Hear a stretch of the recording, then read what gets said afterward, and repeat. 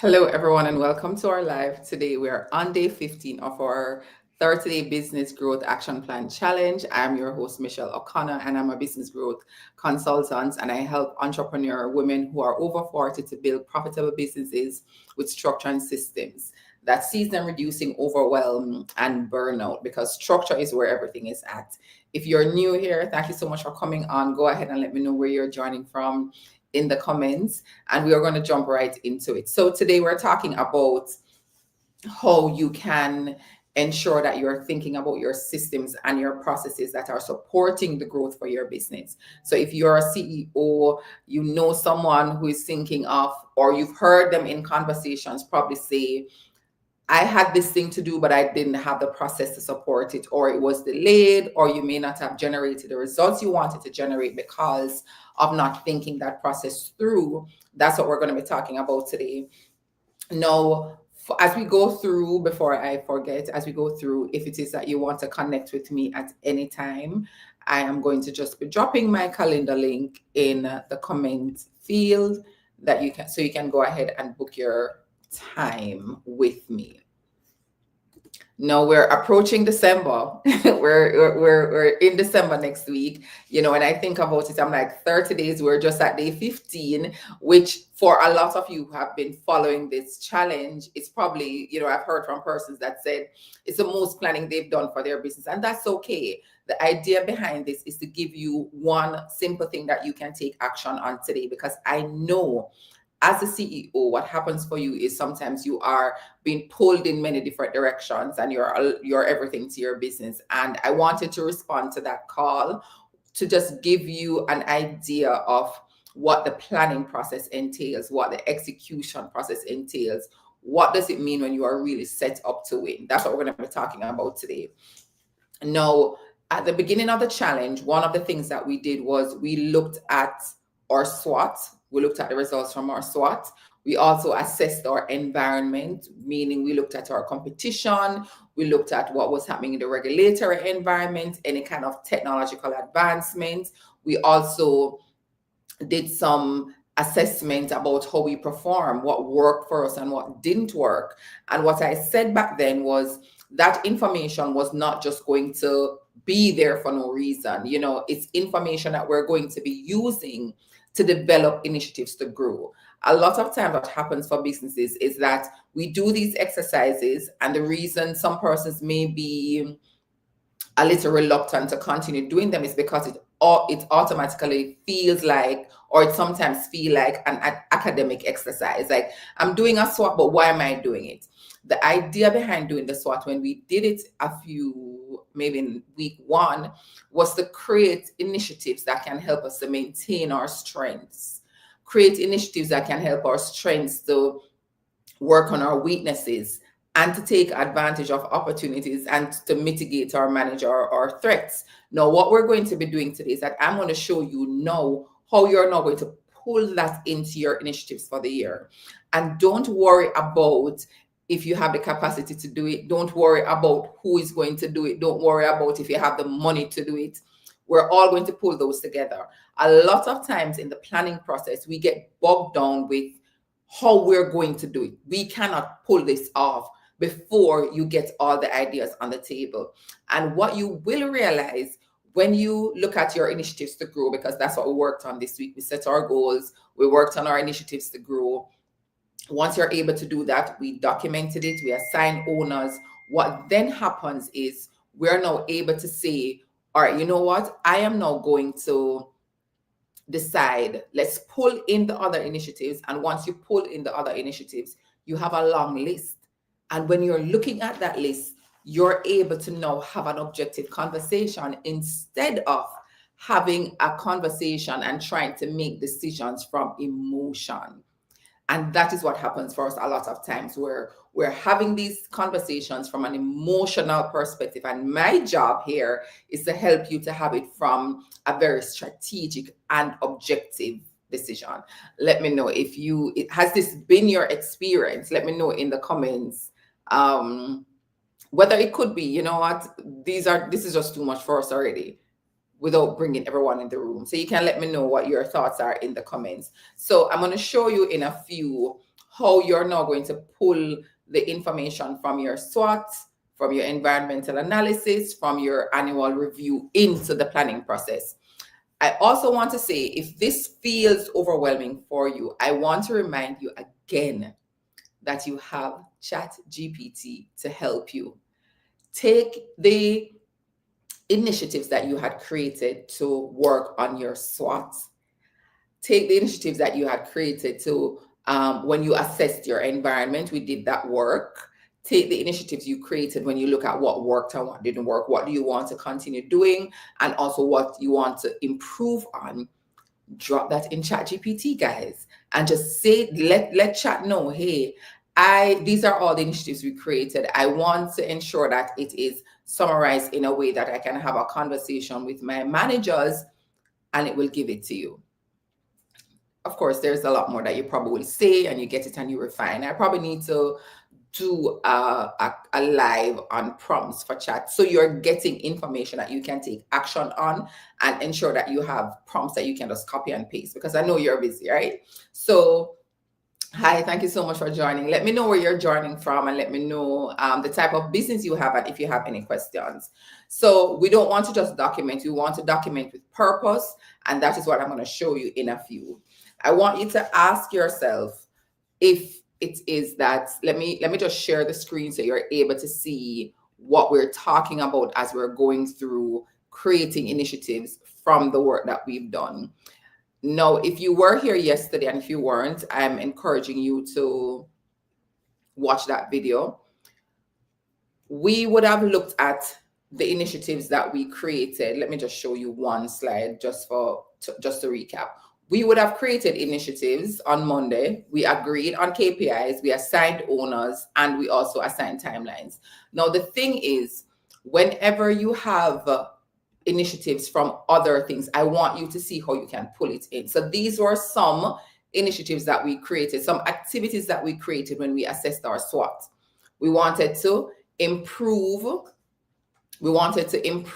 our customer experience. We wanted to strengthen our digital visibility. We wanted to improve our internal process efficiency. We wanted to leverage new market opportunity. And I pulled 1 and 2 from your strengths, your weaknesses, opportunities, and threats, just to show you how you pull it together. Pull those initiatives together. You're assigning KPIs. We went over KPIs. You're also assigning owners, because that is very, very important. And then you are going to be looking at timelines. This is what you want to do with your SWOT. So take your SWOT, drop it into ChatGPT, and say, these are some initiatives that we as a team, we created from our SWOT analysis. Can you help me to identify some major activities that we can take on from these? You can drop your KPIs if you have your KPIs. If not, ask it to give you some suggested KPIs. Assign owners based on the initiative, and also you can work through your timelines. I don't think you want to ask AI to give you your timelines, because you know all the things that you're working on.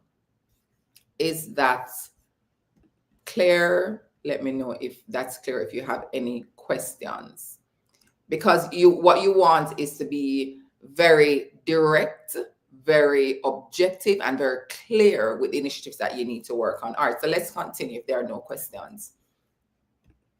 The next thing that we had worked on, because the aim here is to ensure that we have initiatives that can move us forward, and we didn't just document this because it was an academic exercise, right?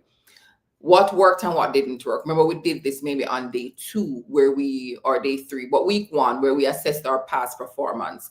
There were some things that worked that we want to continue to repeat. And let me stop sharing as I say this.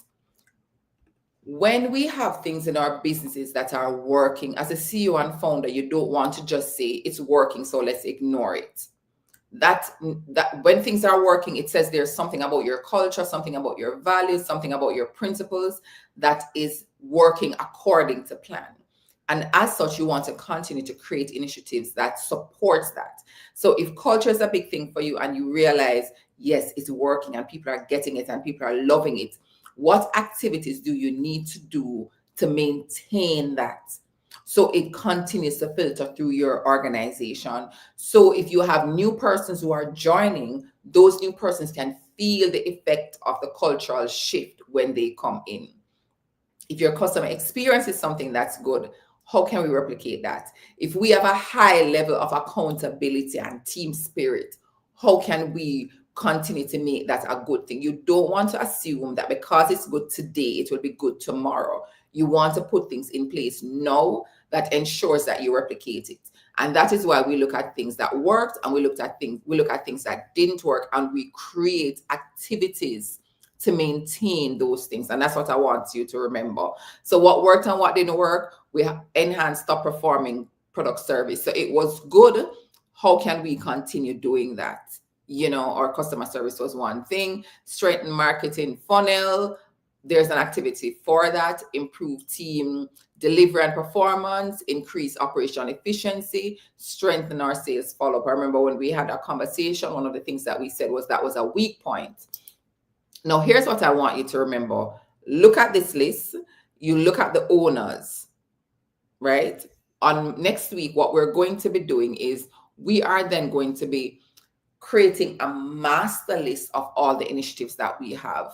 I'm sure we have something for increasing sales on another initiative sheet. We're then going to be able to say, okay, you know what? We already have this. It's already covered by the marketing manager in another document that we had created or in another initiative list, where you can strike it up. But you need to do this so it doesn't get lost, so you don't forget it, so you don't wake up 2-3 years from now and wonder, why didn't we fix our funnel? Why didn't we fix the follow-up process? You want to ensure that you're doing that. So I'm going to show you one more example. Remember, we assessed our environment, adjust strategy based on market trends. What were the trends? Because one of the things that we probably would have said is, the trends in the market is changing. How can we ensure that we're addressing that? Strengthen our financial resilience. We're going to be setting our targets for cash flow ratio and our profit margin. Improving regulatory compliance, adopt technology or automation. We spoke about what was happening, and you have your owners here. And strengthen your customer retention. When you're looking at this list, let's look at strengthening our customer retention as an example. You may go back and say, oh, you know what? This is probably why we have a challenge with or after sales follow-up. It wasn't working. And that is what you want to work on over here. But you need to have all the information in one place before you even start having that conversation. So that is what we're going to be. That's what I want you to be working on over the weekend. And again, I say you have chat that can help you. Hey guys, thank you so much for coming on. You have AI that can help you to do this as you go along. And when you think of your businesses as a CEO and founder, another thing you want to remember is you have operational activities and you also have strategic activities. Your operational activities are the ones that keep the business going, keep the lights on, things that you do from day to day. A lot of us, we are caught in that and that alone. And that is what results in us playing catch up a lot of times. So your operational activities are the ones that we worked on this week. You set a sales target. What are the activities you need to do to meet the sales target? However, there are other things in your business that you need to work on. You need to maintain your brand. You need to have an initiative to take advantage of opportunities that are coming a year, 2 years down the line. What are those things? We identified them. Now it's time to design the activities. And that's what we looked on just now. These are some other initiatives that are happening in the business, may not be directly tied to the sales target, but it needs to happen if we are going to achieve our sales target. Am I making sense? Let me know if you understand. Those are just some of the things that I want you to be thinking about. Now, the next thing, as you look at those initiatives, the question that you're going to be asking yourself is, are there any other support that we need to make this a reality? I can give you a template for that. But ask yourself that, are there any, do I need skills? Do we have the skills in-house, or will we need to outsource it? Are there any system changes that we would need to make? Do we need to change any of our processes? This is now how you build the support. I started out earlier by saying sometimes we pause on the goals that we have because we're thinking to ourselves, oh, it's going to cost money. Know what it's going to cost before you decide to throw it out the window. Because when you look at it, you might realize that it's generating this much, it's increasing your revenue by this much, but your expense by this much. And when that happens, it means that the revenue payoff is going to be greater than the cost. So let's move ahead with it. And we don't look at things that way. Sometimes we look at, what is it going to cost me right now? Think about the long-term return that you're getting from it. And that's what you want to do with your initiatives, because we're going to be talking about budgeting. We're going to be having an expert who is coming on, who helps managers to understand their finances more. And that's what you want to do. So I'm encouraging you, rewatch this video if you must, but I want you to do that work, because remember, in the end, it's about building a plan that sees you achieving success, building a plan that helps you to grow in a very structured way and grow intentionally. It's not just doing activities, but doing activities on purpose.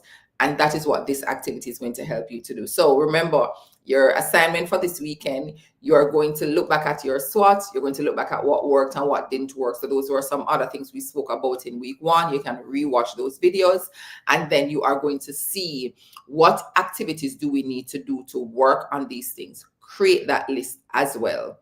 And next week, we'll continue working. And you're also going to be asking yourself, are there any additional resources we need to make these successful?